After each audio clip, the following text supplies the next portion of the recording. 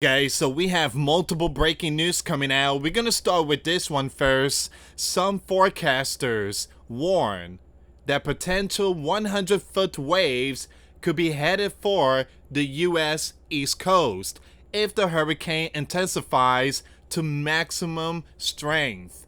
100-foot waves could hit Florida, Georgia, South Carolina, North Carolina, Virginia, DC. I want to take you straight to the National Hurricane Center. Right now, this storm, 100 miles per hour. 100 miles per hour.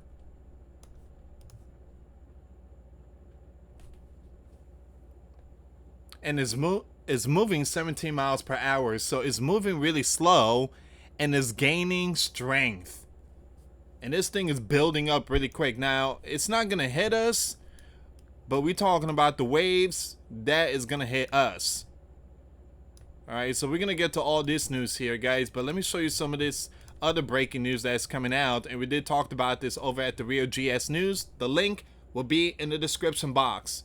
4,000 plus US soldiers, troops deployed to Latin America in massive of the gang mission. So once again, 4,000 soldiers deployed to the Caribbean. All right, so this is for, I believe it's for two countries, Mexico and Venezuela. Again, you guys already know Nicholas. Not only that, the US also sends warship and a nuclear submarine and PHA aircraft to the Caribbean.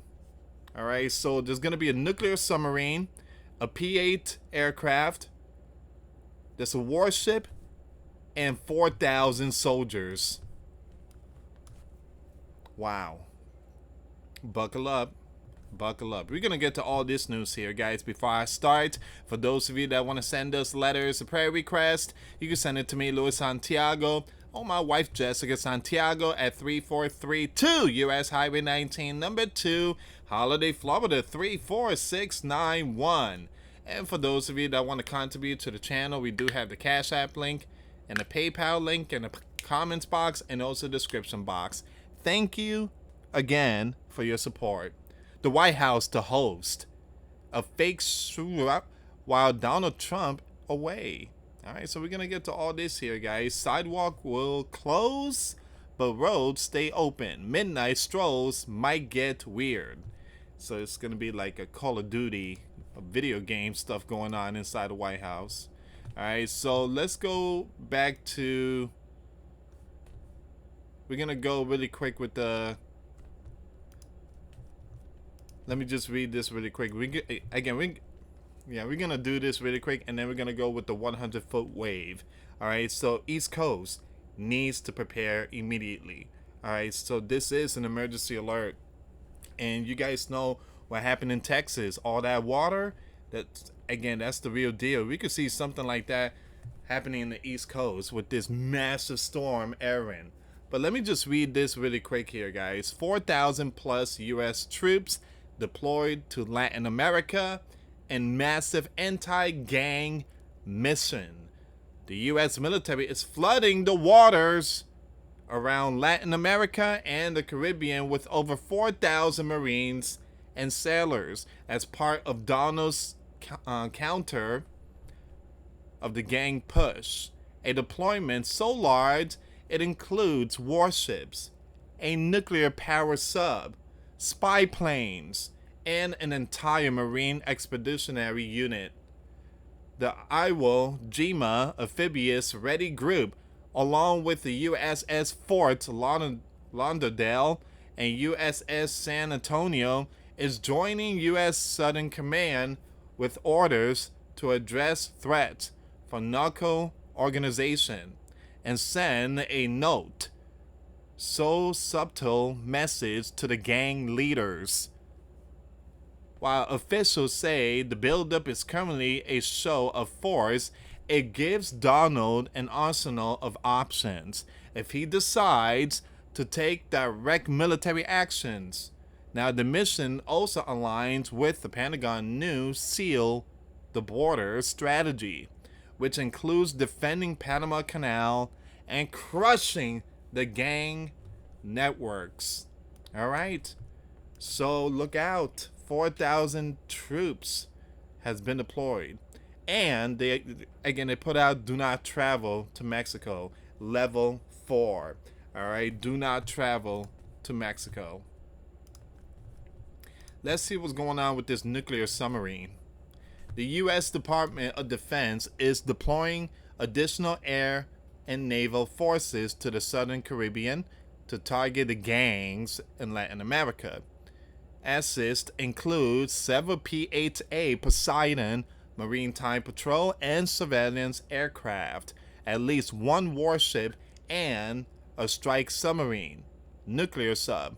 The deployment will support intelligence and surveillance operations and could serve as a launch platform for precision strike if ordered by Donald.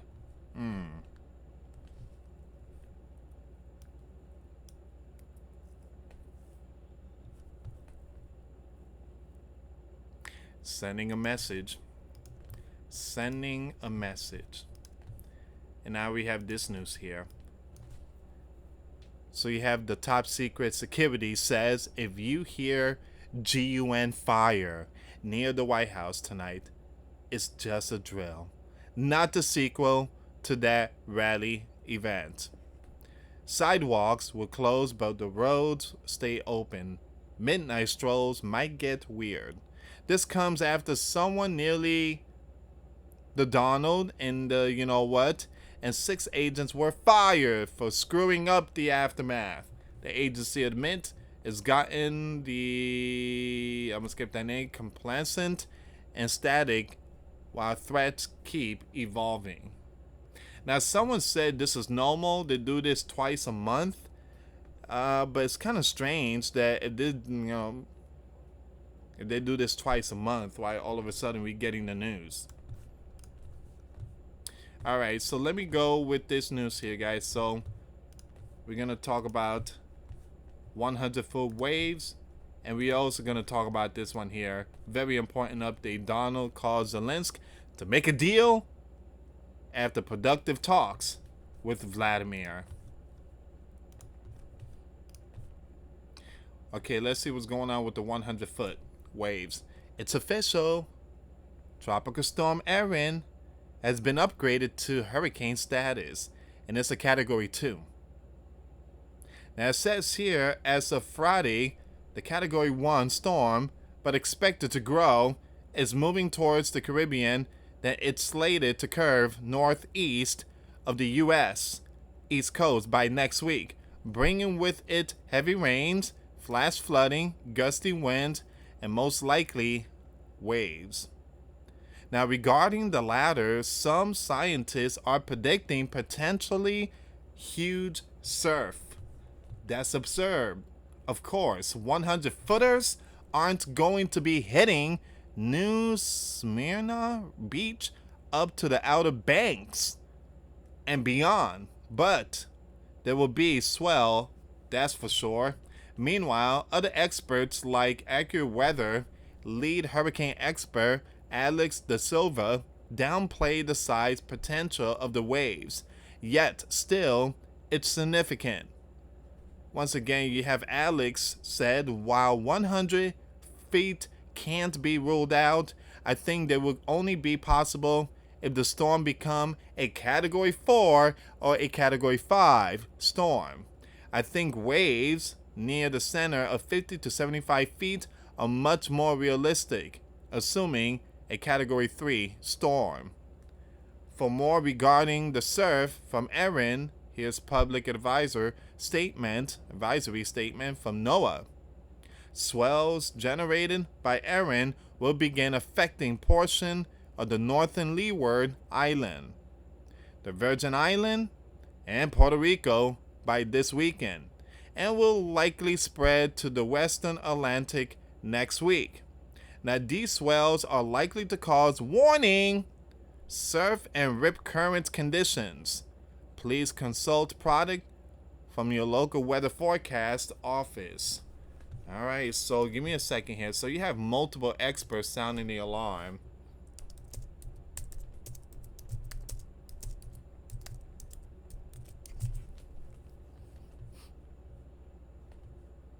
So I want to bring this information here. So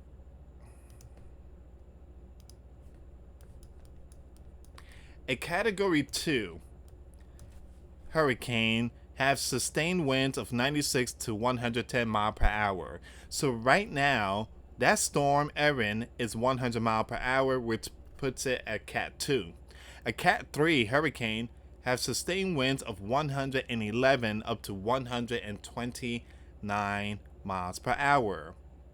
All right, so anything over 130 miles per hour, it's a Cat 4, and then 160, I believe, it's a Cat 5. So therefore, a 100 mile per hour wind speed falls within the range for a Cat 2 category hurricane. And give me a second here. And that's when we need to get ready. We need to get ready. Strong, powerful hurricane here. Now, this is the spaghetti model. They're saying that once it passes Puerto Rico, then it's going to turn.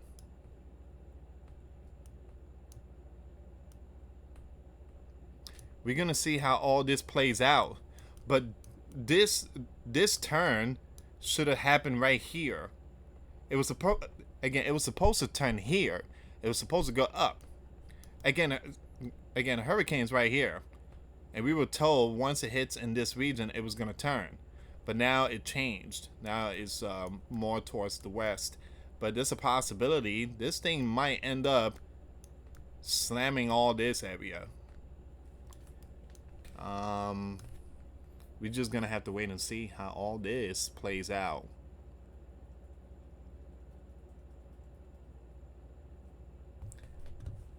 Category 2 hurricane. Give me a second here, guys.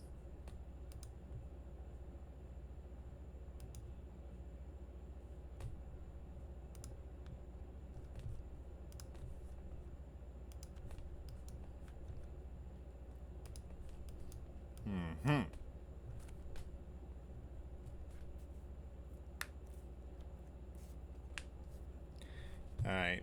Yeah, we're going to see how all this plays out. Give me a second here.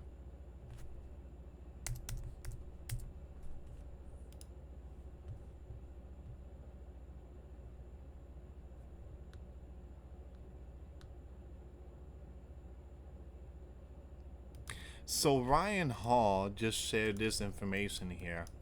Alright, so let's see something really quick. So that's the storm. Alright, it's right here, guys. This is the storm. And it's making that turn.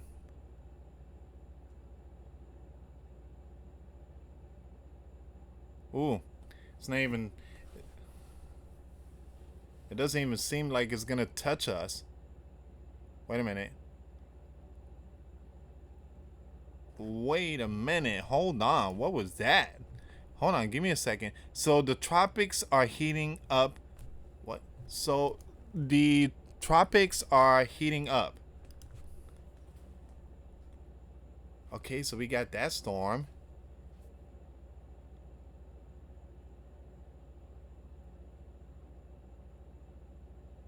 What is this one here?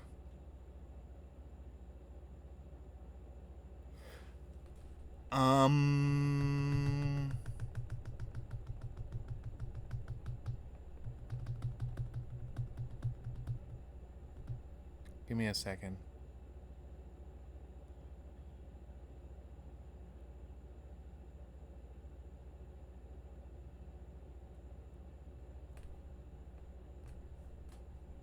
Okay, so this seems like it's like early prediction stuff, but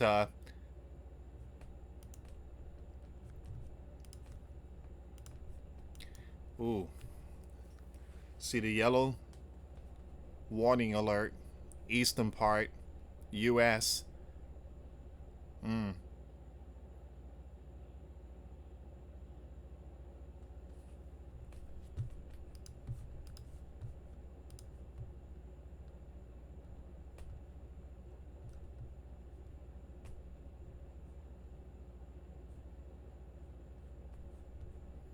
Give me 1 second here, guys.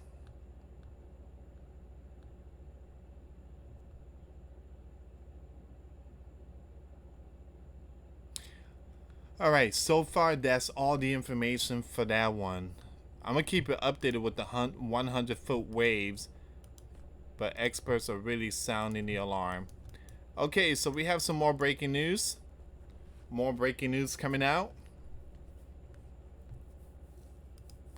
You have U.S. Marshals patrolling the streets of Washington, D.C.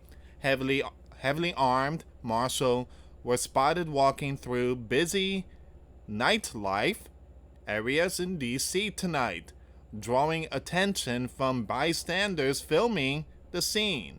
Crowds stopped to watch as Marshall moved past bars and restaurants in full tactical gear. The show of force left many wondering what exactly was going down in the Capitol. All right.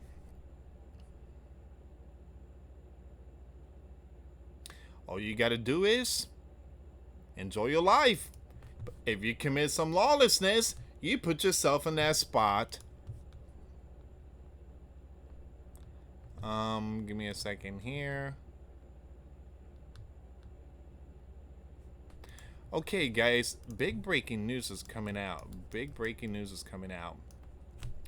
According to Reuters, the U.S. Commander-in-Chief hand-delivered a letter from First Lady to the bear leader Vladimir during today's summit in Anchorage, Alaska, speaking about the plight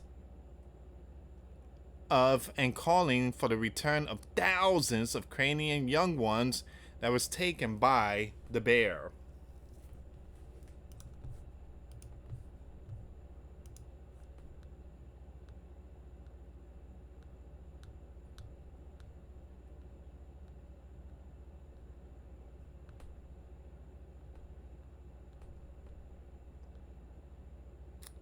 All right, give me a second here, guys.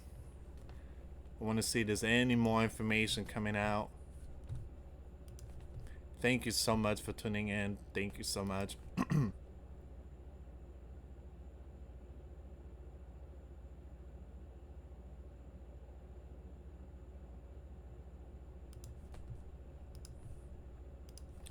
So Kiev Independent is saying sickening, shameful, and in the end, useless.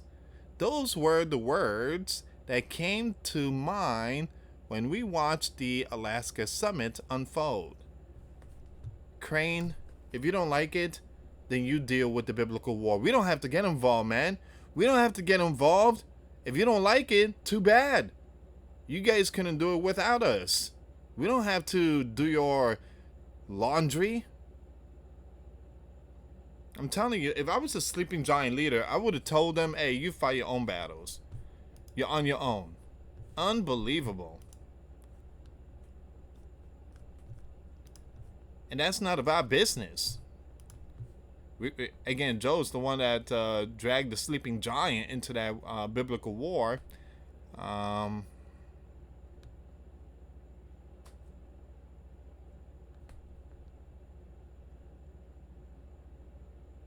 But yeah, it seems like a lot of people were not pleased.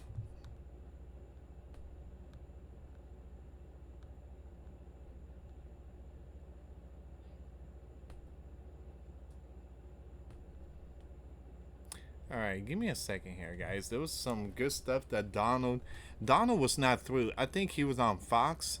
I mean, the man is tired. I mean, he is literally tired. Donald said, Vladimir said, mail in, you know what, makes honest elects impossible. Vladimir says something one of the most interesting things. He said, your election was taken because you have mail. He said, mail is in every election. He said, no country has that. It's impossible to have a mail and have honest elects. And he said that to me. It's true. It's true. You believe, guys, do you still believe that Joe received 80 plus million VOTES? Please don't tell me you believe that. Please don't tell me, guys. Please, please, please. It's like saying Joe won the Powerball 5 times in a row. All right, give me a second here.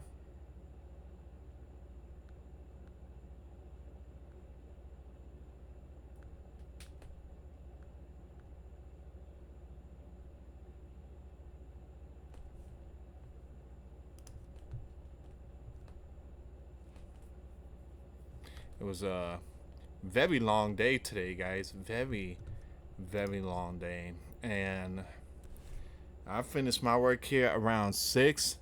And then I had to go shopping, like food shopping. And boy, oh boy. Literally almost, a good amount of money was spent on buying food. The prices is just literally insane.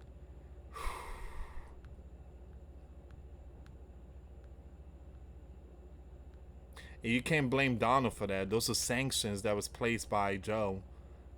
Give me a second here, guys.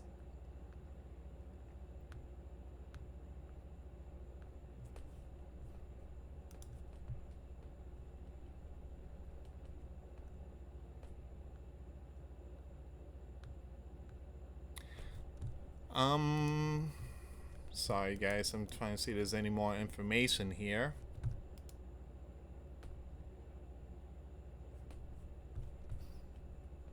Which I'm not seeing much. We caught up with all the news. Oh, hold on. Wait a minute. I forgot to bring this news up. I'm sorry, guys. I'm tired. So it's 12:53 a.m. Eastern time. Just got home from my second job.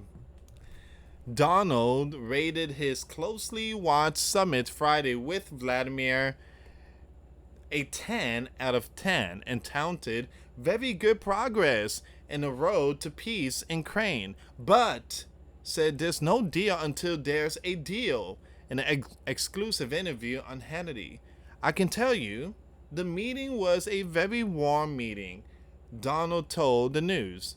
He's a strong guy, he's tough, as you know what, on all of that. But the meeting was a very warm meeting between two very important countries, and it's very good when they get along.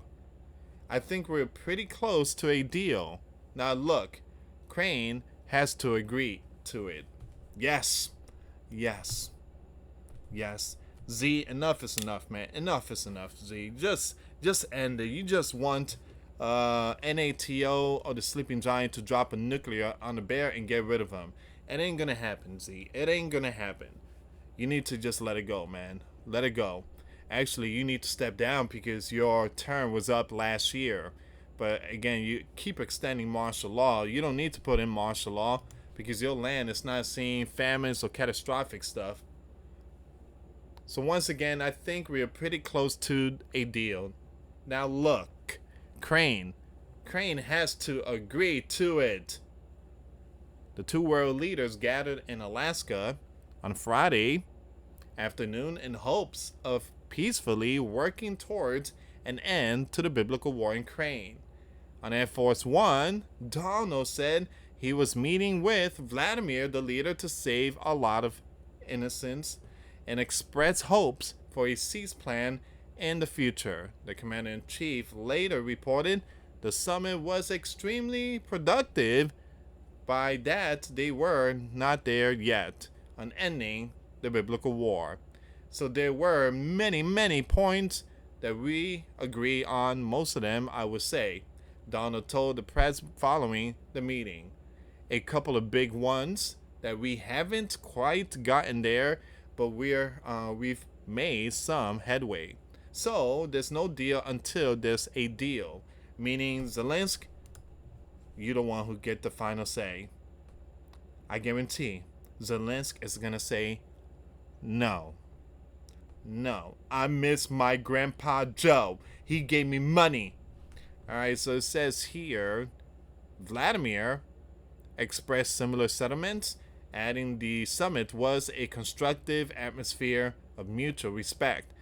The commander in chief told Hannity the leaders spoke very sincerely and he thinks Vladimir wants to see it done.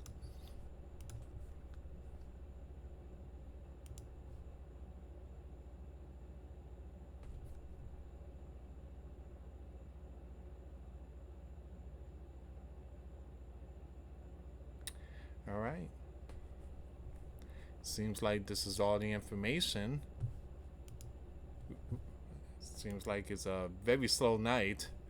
Again, I slammed like maybe 11 or 12 videos. I even posted a video on TikTok.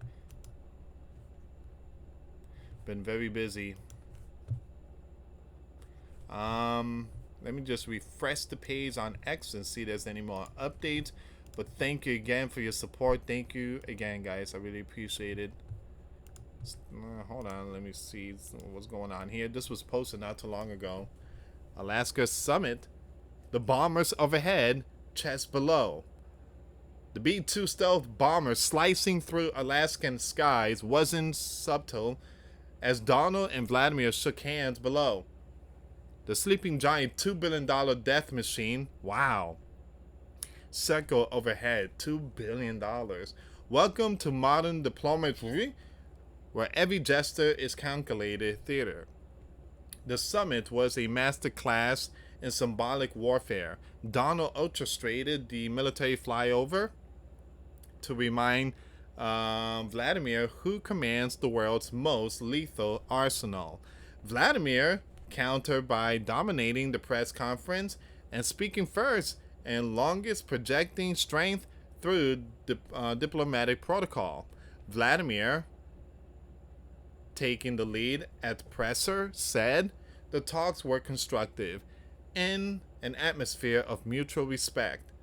Every detail screened, choreography, and a 2.5-hour meeting length, not too short, not too long.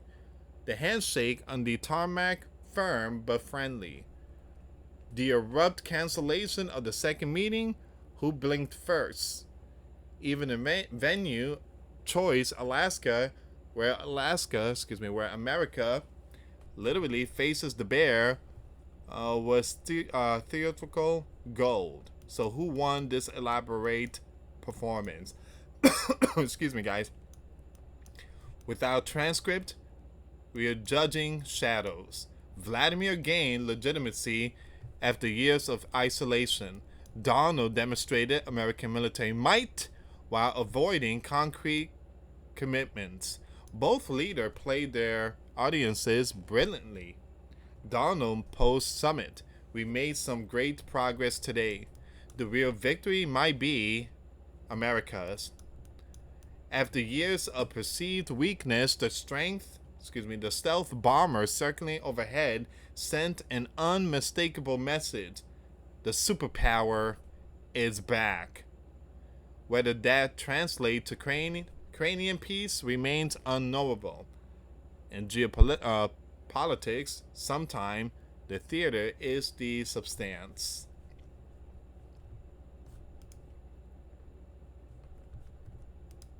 And not only that, guys, there was a whole bunch of aircraft parked while Vladimir came out from his plane. There was a whole bunch of military aircraft.